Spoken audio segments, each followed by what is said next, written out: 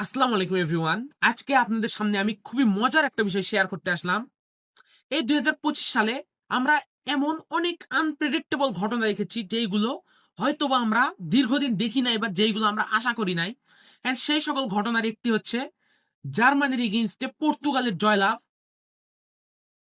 আপনারা সবাই দেখেছেন এই ম্যাচে ক্রিস্টিয়ানো রোনালদো পর্তুগালকে সমতায় ফেরায় এন্ড গঞ্জালো কনসেসাও দুর্দান্ত একটি গোল করে পর্তুগালকে জয় এনে দেয় দীর্ঘ ২৫ বছর পরে।